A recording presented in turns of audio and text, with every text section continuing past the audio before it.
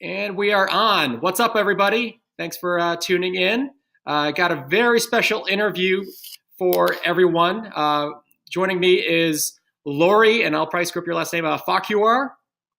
Pretty good, Fauquier, yeah. Fauquier, close enough. And Lori Yep. is a women's health nurse practitioner in New York, just outside of New York City. And she's also the founder of Women's Health on the Go. And just excited to have Lori on here.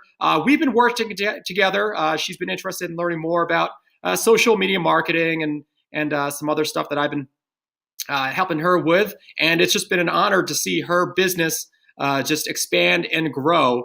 And let's just get right into this. I'll stop my yapping. But Lori, how are you? Thanks for joining in.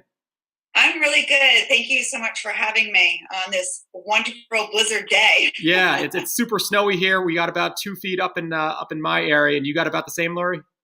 Yeah, about that or a little bit more than that. But yeah, it's a great day. Yeah. Okay, cool. So let's just hop right into it. Yeah, right off the bat, can you tell us a little bit more about who you are? Maybe go into your professional background and what you do.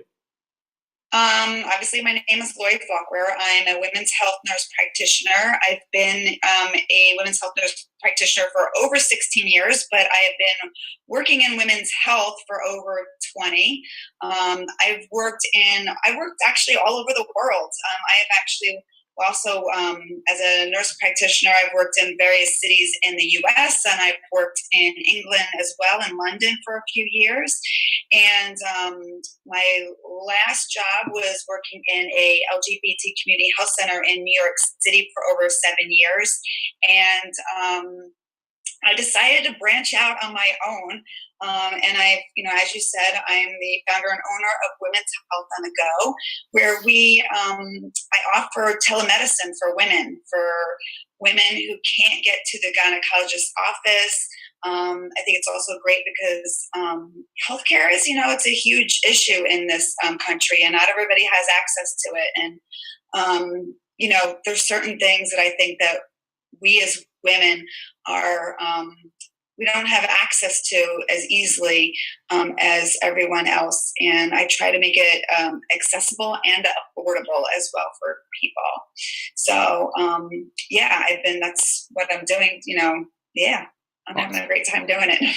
Yeah, yeah. Can you tell us a little bit more about like what's a typical day in the life look like? Not obviously not a day like today. We're just getting a ton of snow. We're snowed in, but basically, like, what is a typical day in the life like as a women's health nurse practitioner? I've got kind of two jobs going on right now. I do still work in a clinic in the area. And then, of course, I've got Women's Health on the Go.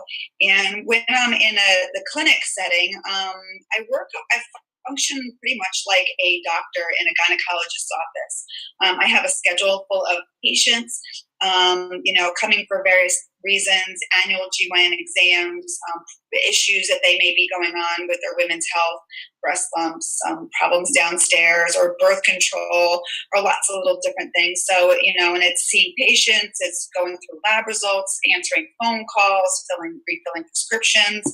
And then when it comes to Women's Health on the Go, I am a owner, so there's that aspect of being an owner of a company and, doing marketing and, trying to, let everyone in the world know about Women's Health on the Go.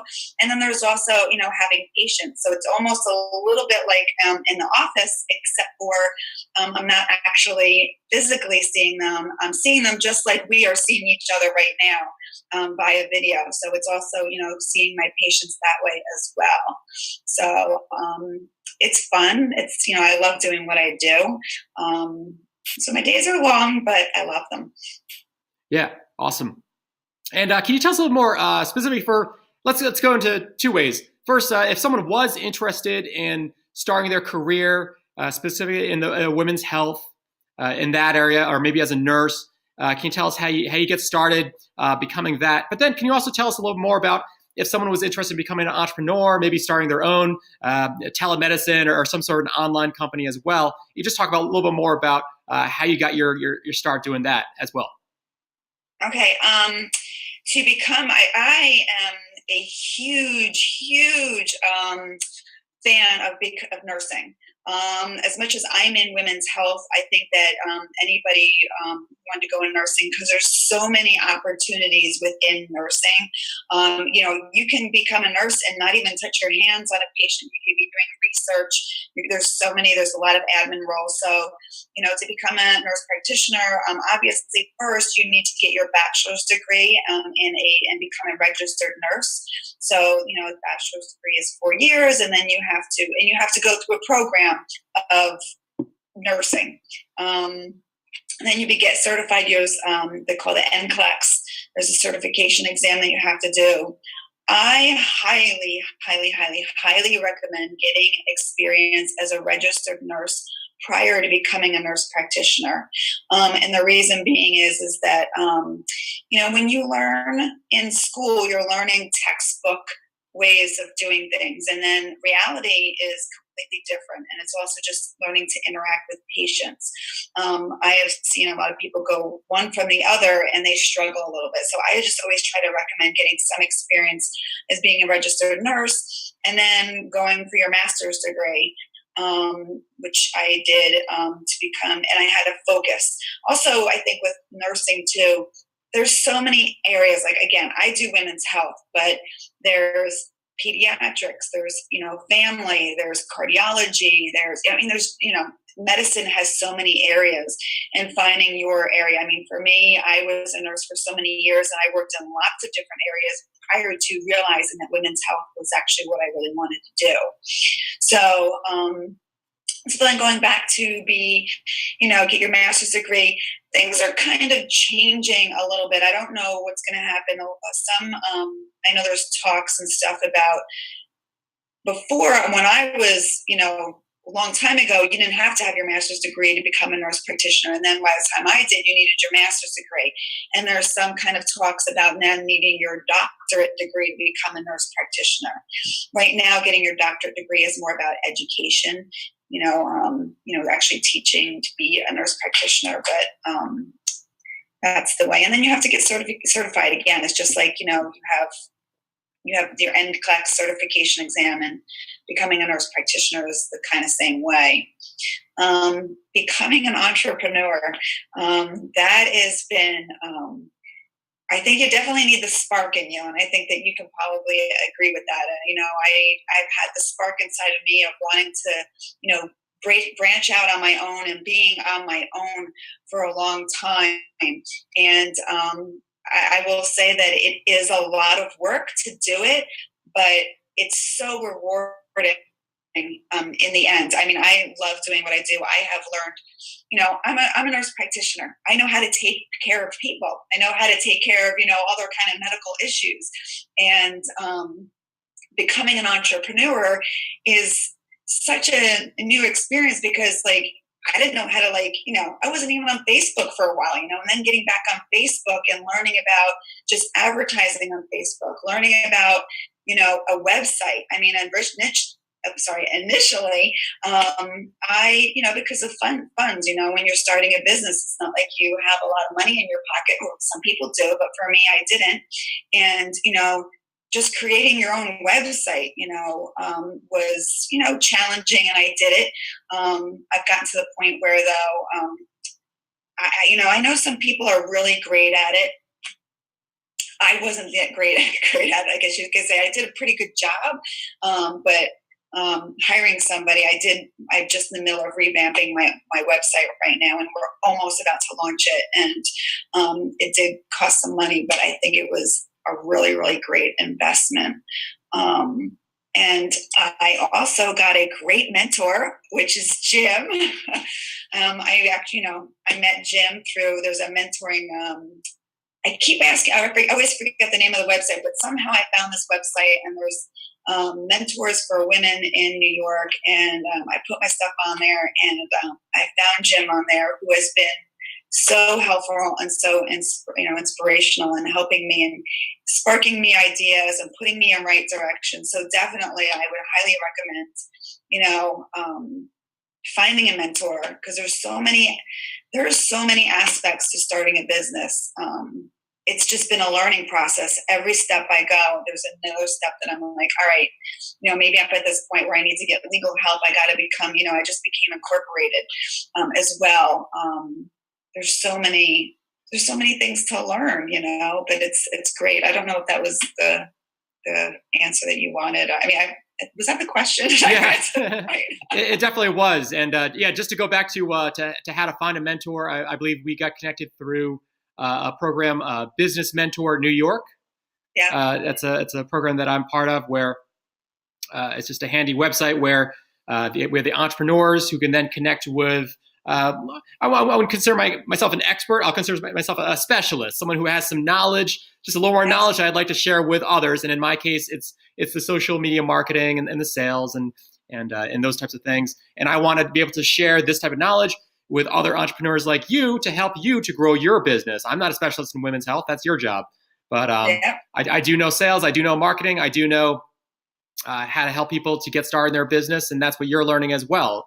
And it's just been so awesome to see your journey and to see your growth. And I guess just to wrap this up, can you talk to us a little bit more about Women's Health on the Go? Some of the cool things that you've been trying with your marketing, with growing your business, and maybe finding more customers and more partners, and maybe just talk a little more about Women's Health on the Go and the best way to get in touch with you. My website is womenshealthonthego.com.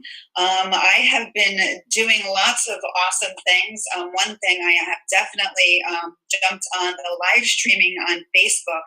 I actually have a show every Monday night at 8 p.m. Via my Facebook page, which is Women's Health on the Go. Every Monday night, I talk about a different subject, a women's health subject, and I am very into also I like to call them complementary, not alternative, because I think that they're definitely integrated together. And I also have really, I just became an herbalist. I certified aromatherapy. So not only talking about women's health issues, but I'm also just bringing in other kind of aspects. I just did a show on meditation and stuff. So I really love doing that. So Monday nights, if you want to come see me, and I post them afterwards. I have a YouTube channel, Women's Health on the Go, where people can see them afterwards. And I have also lots of other kind of videos, like, how to make herbal infusions, how to make your own deodorant. I mean, I'm really about trying to be natural and as alternative as, because people really like that. I like that I'm able to provide conventional medicine and also complementary alternatives for everybody. So I've been doing the live Facebook. I've got a newsletter that goes out every month. I've also been getting people to actually write guest articles on my newsletter. I had a guest last month on massage. I have acupuncturist that's going to be on my show. I have a therapist that at LinkedIn is another great way to intermingle with other people that are in your field. I had a therapist reach out to me. She's really into helping women who've been newly diagnosed with herpes. I'm going to be having her on the show as well.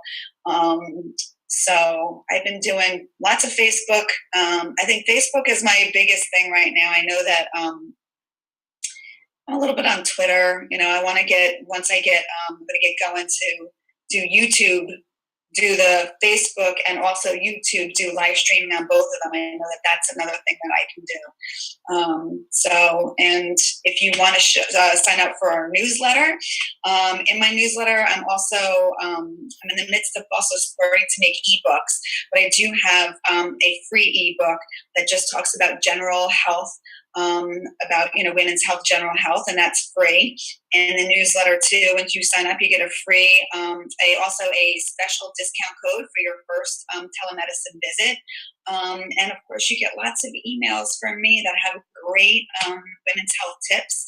I'm also in the midst of doing a closed subscription-based Facebook group where it's kind of subscription-based, and it's going to hopefully be just a small amount of women on there. And I'm going to be on there every day. They'll have access to me answering all of your questions. So that's another thing that I'm in the midst of doing as well. So I'm really just getting out there as much as I can, and I'm loving it. I'm having a great, great time doing it. And I love what I do. I love women's health. And I think it's important that we all know how to take care of ourselves. I say women's health matters, our bodies matter. So we got to make sure we take care of ourselves. Yeah, exactly. It's just been so awesome to see you sharing your gift, sharing your knowledge to help others worldwide, right? Not just in New York, not just in the tri-state area, but everywhere. And we really appreciate everything that you're doing. It's just it sounds like you're doing some really awesome things, and we're looking forward to learning and seeing more awesome things from you and Women's Health on the Go. Absolutely. Just come and see me, womenshealthonthego.com. Reach out to me if you have any questions. I also, if you wait like a couple of days, my new website is going to be up. And also I've got, if you're not sure if telemedicine is for you, you can book a 5-minute free phone call with me. So we can really quick just kind of chat, see, if telemedicine is for you as well. So if you're not quite sure, you also have that opportunity as well. Okay, sounds good. All right, everybody, check out womenshealthonthego.com. And Lori, we thank you very much. Thank you so much for having me. All right, bye. Bye-bye.